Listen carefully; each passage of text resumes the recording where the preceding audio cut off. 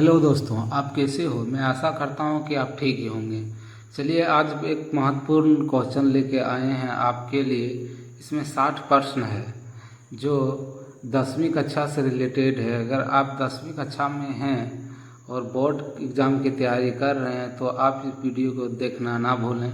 चलो फटाफट वीडियो को शुरू करते हैं। आपका पहला सवाल है, पृथ्वी पर दिन और रात होते हैं। आपका उत्तर होगा दैनिक गति के कारण। आपका दूसरा सवाल है, सबसे बड़ा ग्रह है। आपका उत्तर होगा बृहस्पति। इस सवाल को देखिए कि किस प्रकार घुमाया गया है। सबसे बड़ा ग्रह है, इसे समझना पड़ेगा आप लोग को। आपका तीसरा सवाल है, सबसे छोटा ग्रह है। आपका उत्तर होगा बुध। इस ग्रह को देखिए, बताया गया है कि सबसे छोटा ग्रह कौन सा है, ऐसा क्वेश्चन होता है, लेकिन यहाँ डायरेक्ट बताया गया है कि सबसे छोटा ग्रह है। यह समझना पड़ेगा आप लोग को कि किस प्रकार से क्वेश्चन पूछा जाता है। एक नंबरिया क्वेश्चन है यह ध्यान से पढ़ना पड़ेगा आप लोग को। आपका अगला सवाल है, यगुलहास धारा किस महासागर में बनती है। आपका उत्तर होगा हिंद महासागर में बनती है। आपका अगला सवाल है, पृथ्वी का सबसे भीतर वाला भाग करोड़ जिसे कहते हैं, किसका बना होता है। आपका उत्तर होगा लोहा और निकेल का। यह सबसे कठोर और मजबूत भाग होता है। पृथ्वी का सबसे 3 परत में से अंतिम परत है। आपका अगला सवाल है, मैग्नीज के उत्पादन में भारत का दूसरा स्थान है तो प्रथम देश कौन सा है। आपका इस सवाल का जवाब होगा रूसी संघ। इस सवाल में सीधा सीधा पूछा गया है कि मैग्नीज का उत्पादन सबसे ज़्यादा कौन सा देश करता है, प्रथम। आपका अगला सवाल है कि निम्नलिखित में कौन सा देश कोयले का सबसे बड़ा उत्पादक है। आपका उत्तर होगा अमेरिका। अमेरिका कोयला का सबसे बड़ा उत्पादक देश है। आपका अगला सवाल है, इनमें किनको जापान का मैनचेस्टर कहा जाता है। आपका जवाब होगा ओसाका को। ओसाका को जापान का मैनचेस्टर कहा जाता है। आपका अगला सवाल है, भारत के स्वतंत्रता संघर्ष के दौरान नामक संस्था की स्थापना किसने की थी। यानी डिकेन एजुकेशनल सोसाइटी का संस्थापक कौन थे। आपका उत्तर होगा बाल गंगाधर तिलक। आपका अगला सवाल है, 1857 के गद्दर के समय भारत का गवर्नर जनरल कौन था। आपका आंसर होगा लॉर्ड कैनिंघम। आपका अगला सवाल है, भारत भारतीयों के लिए नारा किस संस्था ने दिया था। आपका आंसर होगा आर्य समाज ने। आपका 12वां सवाल है, विंध्याचल और सतपुड़ा पहाड़ियों के बीच से होकर बहने वाली नदी है। इस सवाल का जवाब होगा नर्मदा नदी। इस सवाल इस प्रकार होता है, विंध्याचल और सतपुड़ा पहाड़ियों के बीच से होकर बहने वाली नदी कौन सी है, लेकिन ऐसा नहीं है। यह समझना पड़ेगा आप लोग को कि इस प्रकार का क्वेश्चन आते हैं। आपका अगला सवाल है, इन्वेस्टर प्रोटेक्शन फंड किस संस्था ने स्थापित किया है। आपका इस सवाल का जवाब होगा सेबी। सेबी संस्था ने इन्वेस्टर प्रोटेक्शन का फंड जो है वह स्थापना किया है। आपका अगला सवाल है, कुंडापुर एवं करवार कच्छ वनस्पति स्थान कहाँ स्थित है। यह नाम का स्थान जो है वह कहाँ स्थित है, कर्नाटक राज्य में। इसका उत्तर होगा कर्नाटक राज्य में। आपका अगला सवाल है, भारत की प्रथम बहुउद्देशीय परियोजना किस नदी पर बनाई गई थी? इस सवाल का जवाब होगा आपका दामोदर नदी पर। यह दामोदर नदी पर परियोजना सबसे प्रथम पहली बार बनाया गया था। आपका अगला सवाल है, भारत में प्रथम स्थापित परमाणु संयंत्र कौन सा है? आपका जवाब होगा तारापुर परमाणु संयंत्र।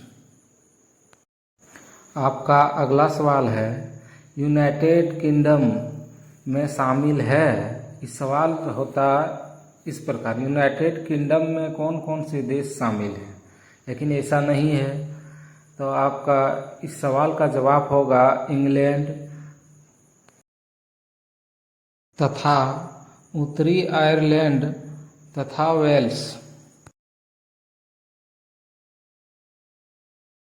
आपका अगला सवाल है, आगरा शहर को किसने बसाया था? आपका उत्तर होगा सिकंदर लोदी ने। आपका अगला सवाल है, राष्ट्रीय प्रतीक के निचले भाग में उत्कीर्णित शब्द सत्यमेव जयते किस संदर्भ से लिया गया है? आपका उत्तर होगा मुद्गोपनिषद से। आपका अगला सवाल है, अशोक के शिलालेखों की लिपि क्या है? आपका उत्तर होगा ब्राह्मी लिपि।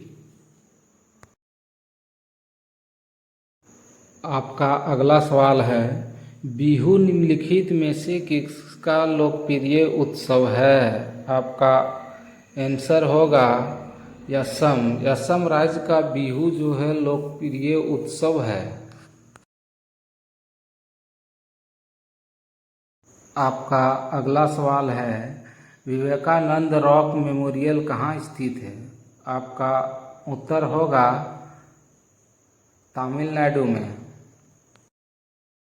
आपका अगला सवाल है, महात्मा गांधी को राष्ट्रपिता के रूप में उल्लेख किससे सबसे पहले किया था? आपका जवाब होगा सुभाष चंद्र बोस ने।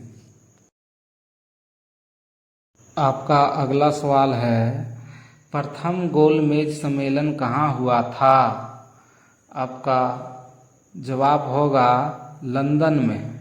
लंदन में पहली बार गोलमेज सम्मेलन किया गया था। आपका अगला सवाल है, देश का लौह पुरुष किसे कहा जाता है? आपका जवाब होगा सरदार पटेल को। आपका अगला सवाल है, महात्मा गांधी जी को अर्धनंगा फकीर किसने कहा? आपका जवाब होगा चर्चिल ने। चर्चिल नाम का कोई व्यक्ति था, उसने महात्मा गांधी जी को अर्धनंगा कहा था। आपका अगला सवाल है, महात्मा गांधी निम्नलिखित में से किससे अधिक प्रभावित थे? आपका जवाब होगा लियो टॉलस्टॉय से प्रभावित थे। आपका अगला सवाल है, महात्मा गांधी का जन्म हुआ था? आपका उत्तर है 2 अक्टूबर 1869 ईस्वी। आपका अगला सवाल है, पंजाब केसरी के नाम से विख्यात थे लाला लाजपत राय।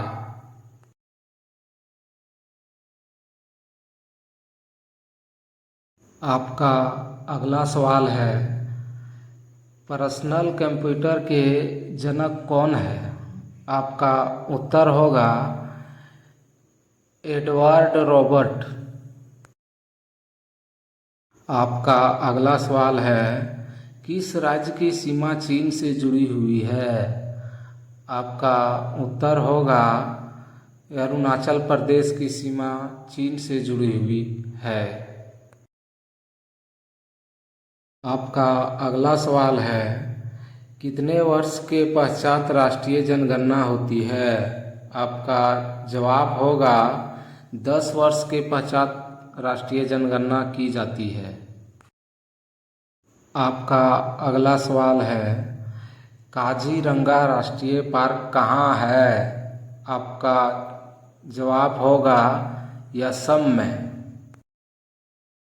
आपका अगला सवाल है, ऑपरेशन फ्लड से संबंधित है।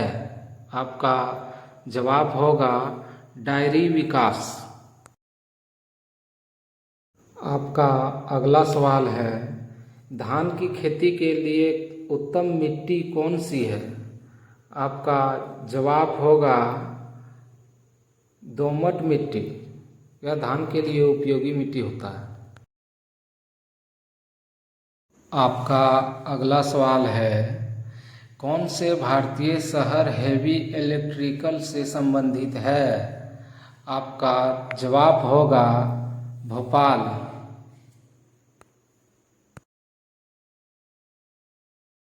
आपका अगला सवाल है, भारत में हरित क्रांति का श्रेय किस सुविख्यात कृषि उद्योगिकी विग को जाता है? उसका नाम क्या है? आपका उत्तर होगा डॉक्टर वर्गीस कुरियन। आपका अगला सवाल है, राणा प्रताप सागर संबंधित है? आपका जवाब होगा जल विद्युत से। आपका इसका क्वेश्चन इस प्रकार भी हो सकता है, राणा प्रताप सागर किस नाम से संबंधित है? इसका उत्तर होगा जल विद्युत से। आपका अगला सवाल है, पृथ्वी और सूर्य के बीच अधिकतम दूरी किस तिथि को होती है? आपका जवाब होगा 4 जुलाई। 4 जुलाई को सूर्य और पृथ्वी की दूरी समांतर होता है। आपका अगला सवाल है, भारत के राज्य चीन में प्रयुक्त होने वाले शब्द सत्यमेव जयते किस उपनिषद से लिए गए हैं? आपका उत्तर होगा मुंडक उपनिषद से। आपका अगला सवाल है, गायत्री मंत्र किस पुस्तक से लिया गया है? आपका जवाब होगा ऋग्वेद से। आपका अगला सवाल है, हिंदी किस लिपि में लिखी जाती है? आपका जवाब होगा देवनागरी लिपि में लिखी जाती है। आपका अगला सवाल है, ब्राह्मी लिपि को किसने स्पष्ट किया? आपका उत्तर होगा जेम्स प्रिंसेप ने। आपका अगला सवाल है, राष्ट्रीय विज्ञान दिवस किस दिन मनाया जाता है? आपका जवाब होगा 28 फरवरी को। आपका अगला सवाल है, राष्ट्रीय खेल दिवस किस दिन मनाया जाता है? आपका जवाब होगा 29 अगस्त को। आपका अगला सवाल है, आतंकवाद विरोध दिवस किस दिन मनाया जाता है? आपका जवाब होगा 21 मई को।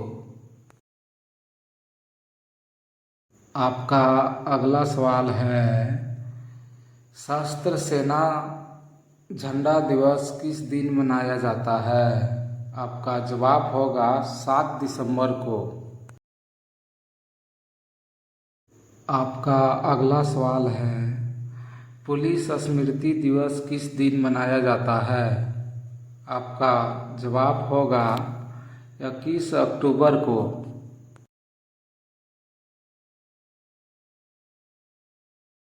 आपका अगला सवाल है, 31 मई किस रूप में मनाया जाता है?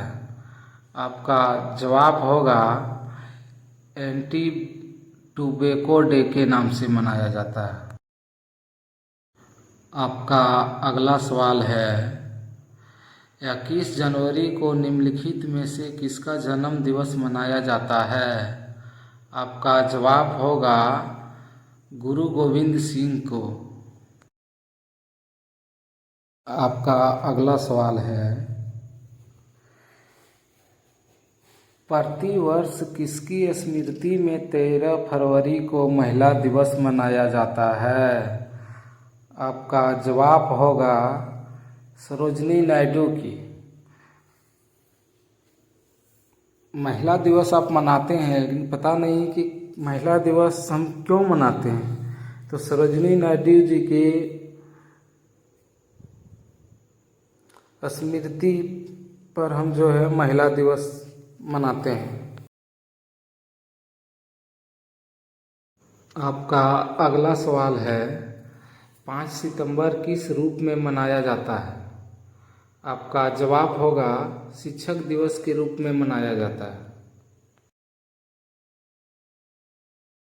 आपका अगला सवाल है राजीव गांधी का जन्म दिवस 20 अगस्त किस रूप में मनाया जाता है? आपका जवाब होगा राष्ट्रीय सद्भावना दिवस। इस सवाल देखिए यहाँ डबल है। राजीव गांधी का जन्म दिवस किस रूप में मनाया जाता है, ये भी हो सकता है। आपका अगला सवाल है बाल दिवस कब मनाया जाता है? आपका जवाब होगा 14 नवंबर को। 14 नवंबर को हम बाल दिवस मनाते हैं। आपका अगला सवाल है प्रवासी भारतीय दिवस कब मनाया जाता है? आपका जवाब होगा 9 दिसंबर को। आपका अगला सवाल है राष्ट्रीय युवा दिवस कब मनाया जाता है? आपका जवाब होगा 12 जनवरी को। आपका अगला सवाल है राष्ट्रीय पंछी दिवस कब मनाया जाता है? आपका जवाब होगा 12 नवंबर को। 12 नवंबर को हम पंछी दिवस मनाते हैं। आपका अगला सवाल है बाल दिवस किस महापुरुष की जयंती के रूप में मनाया जाता है? आपका जवाब होगा पंडित जवाहरलाल नेहरू जी के जयंती पर हम बाल दिवस मनाते हैं। आपका अगला सवाल है देश के प्रथम उपराष्ट्रपति सर्वपल्ली राधाकृष्णन का जन्म दिवस किस रूप में मनाया जाता है? आपका जवाब होगा शिक्षक दिवस के रूप में मनाया जाता है। या हम नहीं जानते कि शिक्षक दिवस किस अवसर पर क्यों मनाया जाता है, लेकिन इसका मेन कारण है कि उपराष्ट्रपति सर्वपल्ली राधाकृष्णन का जन्म दिवस के उपरांत में शिक्षक दिवस मनाया जाता है।